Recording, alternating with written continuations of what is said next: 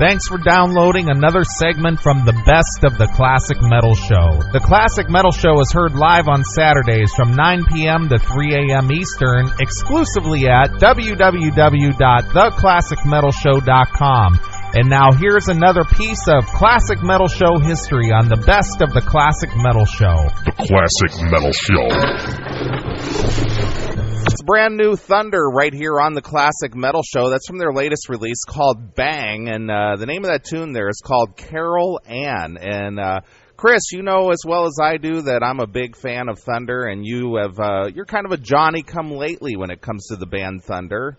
But nevertheless, we're always happy to have somebody from the band Thunder here on the Classic Metal Show with us. And we want to welcome back Luke Morley to the Classic Metal Show. Welcome, Luke. Thank you. It's good to be here. Well, Luke, Chris and I were just talking off air about the fact that we're both Thunder fans. And Chris will admit that up until about 2 years ago, he didn't even know who you guys were, but now he's a diehard fan. Well, this is good. All we need is a few more million like that. I'm ashamed to admit it, Luke. I didn't know anything about the band until Robert Johnson's Tombstone, and then because of that, I went back and got everything else, man. Great stuff. Thank you. Well, that's good. I mean, you know, it's always a kind of... It's been a bit uphill for us in the States, obviously, because we don't have a regular release there. But the more people like you guys have spread the word, you know, I mean, we really appreciate it. It's great. Well, Luke, obviously, man, the new album getting ready to come out is called Bang. It's very much in the same style as what you've done throughout your career, but it's almost a little bit more diverse than a lot of the stuff that you've been doing, where especially the last album was a more up-tempo type record. This one kind of does the roller coaster a little bit. Was there something different in the writing this time? It's hard to pinpoint. I don't think so. I think that perhaps the circumstances under which we recorded this one, I mean, the fact that we were kind of in a big old castle out in the country, it was a very kind of English thing. And I think because we recorded it, we weren't under any sort of time pressure. I had a lot more time to write the songs, so I kind of let myself wander a little bit more. And I guess that some of the last songs written are the more kind of diverse, which like Turn Left at California being one and Retribution being the other. And they kind of things we've not done before, but they, in the context of the album, you know, they kind of work great. And for us, I mean, our only criteria is, you know, does it feel good? Is it a good tune? You know, will we feel comfortable playing it live? And if the tick is you know positive for all of those things, then you know we just go with it.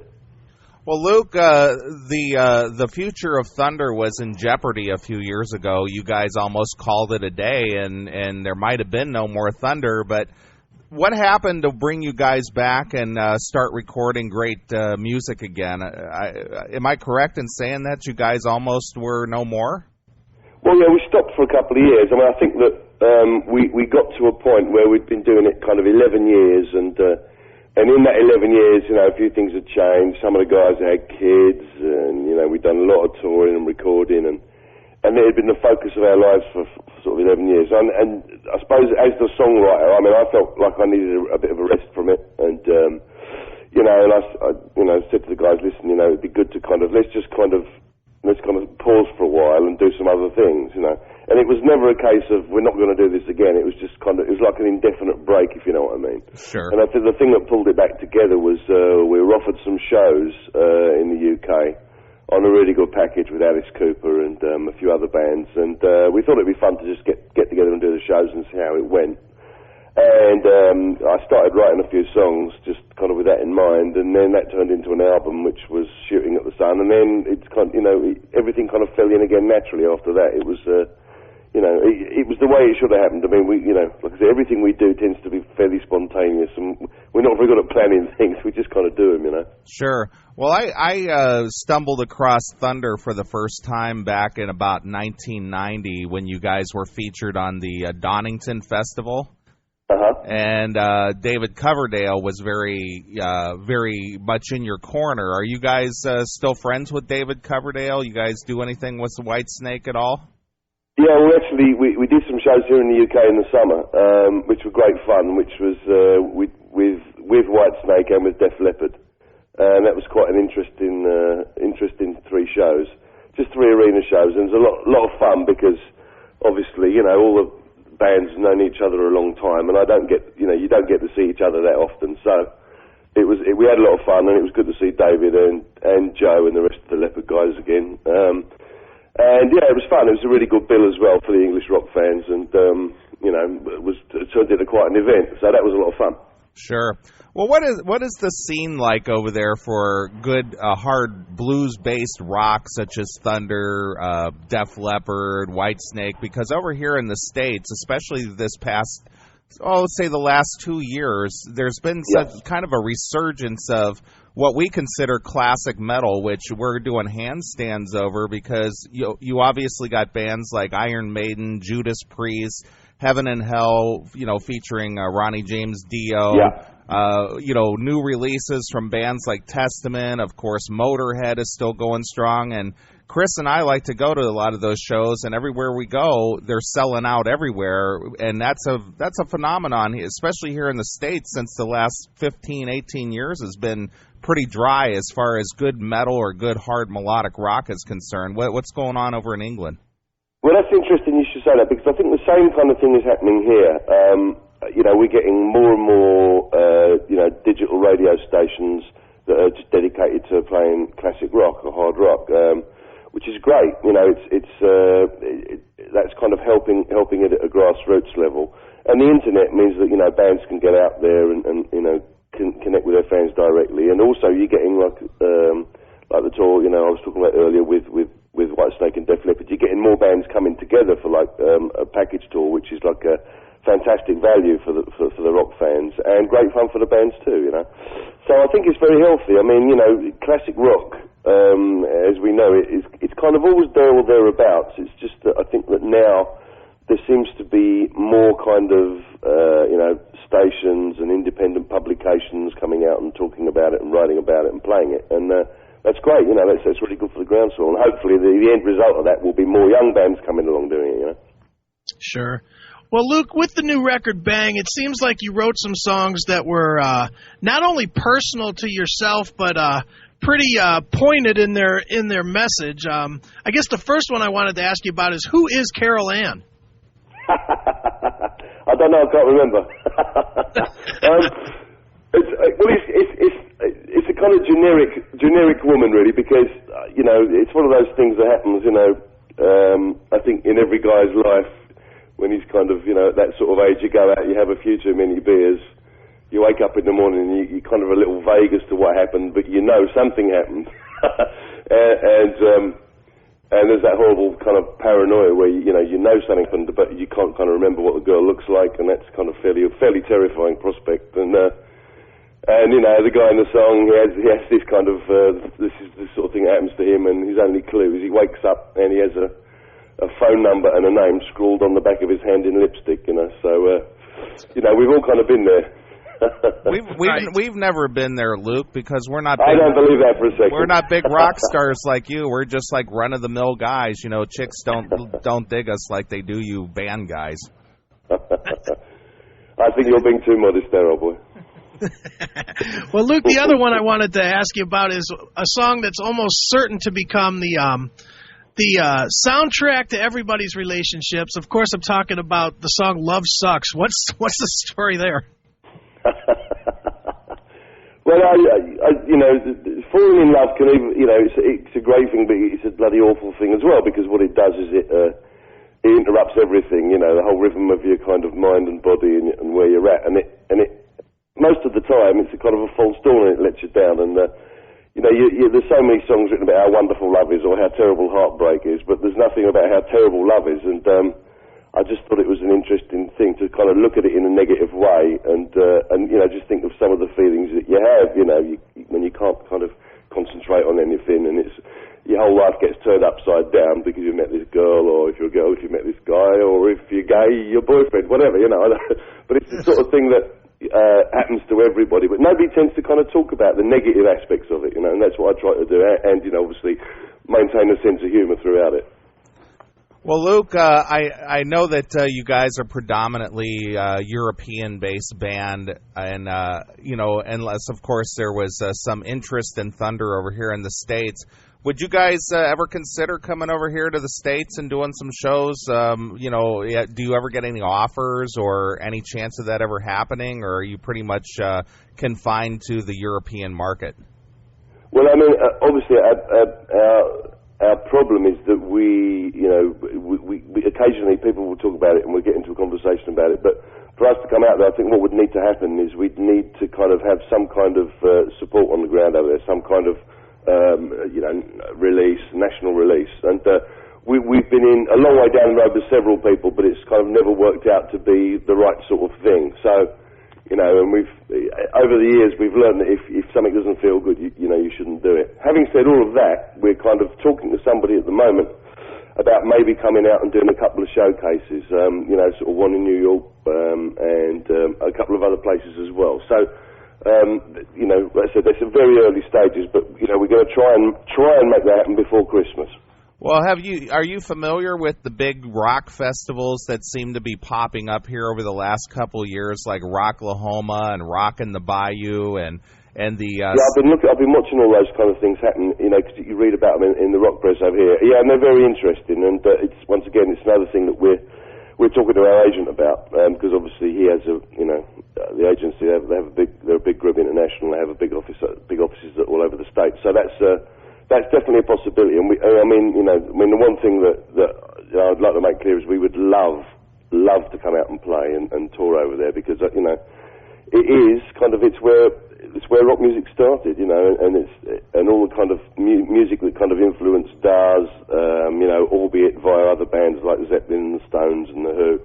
It all came from America, and I'm lucky enough to I've been around the States once with Power Station, playing second guitar with Power Station in '97, and it was fantastic. We went to kind of all sorts of places that I never would have gone to, and I got a real kind of feel for what it was like being in real America, and I absolutely adored it. And I think that it's one of the great kind of ironies of our career is that we've never toured over there, because I think we would love to do it, and I think that there's a lot of American people out there that would really enjoy what we do. So not a day goes by where we don't try and make it happen. Sure. Well, we like you here on the Classic Metal Show, so you're welcome to come over and just perform in the studio and go home if you like. Hey, listen, be sure of one thing. If we get out there, I know how supportive you guys have been of us, and we'll find a way to get there. Don't worry, and we'll come over there and hang out with you guys and do some stuff there. That'd be fun. Sure. Well, you need to ring up your old pal David Coverdale and tell him when he puts that Whitesnake juggernaut on the road over here that you'd like to be the special guest on that bill.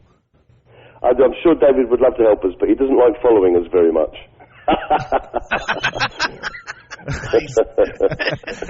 Modesty prevents me from saying any more, but yes. Well, Luke, the one thing I did want to address with you, too, is, in addition to Bang, you guys, it's not like you guys have been, or really since you got back together, are ever short of music. You put out a couple of months ago 2 EPs with basically another album's worth of material, 6 of one and half dozen of the other. Yeah. What's going on right now with you guys that you have this much creative energy? Because I know the last album had 12 or 13 tunes. This one has 12, and then 6, 7 more in between. That's a lot of music in a year and a half. Well, I think I'm not sure, to be honest with you. I just got on a kind of really a really good streak writing, and there's no particular reason for it. It just kind of turned out that way, and it's just a strange thing about songwriting is you never know kind of quite where you're going with it. You sit down and you hope all the kind of stars align nicely and some good stuff comes out. But once again, I just got on a roll and wrote a lot more songs, and then of course you have the kind of just because I've written a lot of songs doesn't mean they're good. So then you have to kind of edit and sort of maybe kind of judge yourself kind of harshly to make sure that all the stuff you release is cool. Because the great thing about the position we're in now is obviously we run our own label over here, so we make our own decisions about what we release and when we release it. So we can release any amount of material at any time. So it makes it quite interesting, and having a kind of drip feed of material between albums is, it's becoming. I think it will become the way for a lot of bands. I mean, with the internet playing such a big part in releasing music, album formats are going to change, and I guess we kind of, once again, we just kind of make it up as we go along. If it feels right, then we just tend to go with it and do it. Sure. Do you think that one of the reasons that you've been able to maintain such a strong fan base has been all the little cool extras that you do? Because I know for me personally, as a new fan to the band, I was stunned when I found all these live shows that you guys put out, all the Christmas shows and stuff. Yeah. It's just cool extras like that makes you guys like a more personable band than like an Aerosmith or somebody. You know what I mean? Yeah, I mean, there's some weird stuff, that's kind of happened in music in the last few years. I mean, people kind of charging fans for meet and greets and stuff. That's kind of, I think that's kind of strange. I mean, ever since the band started, we've always done a meet and greet after every show. Unless it's absolutely impossible. And I think that when you actually get down to it, it's people that buy your records and buy your tickets that afford you, the opportunity to make a living doing this. So, I don't think it's. I think you need to kind of go the extra mile sometimes to kind of accommodate your fans and the people that support you. And it's a very dangerous thing to kind of become so self-obsessed that you think those people will always be there for you, because they won't. Well, Luke, are you guys hip to marketing your music like on iTunes or some kind of a digital download program out there, or are you strictly just CDs? No, we have digital things changing all the time. In fact, a guy who's kind of a retail guru in the UK, he was over in the States last week in New York, talking to one of the guys who's involved with running American iTunes.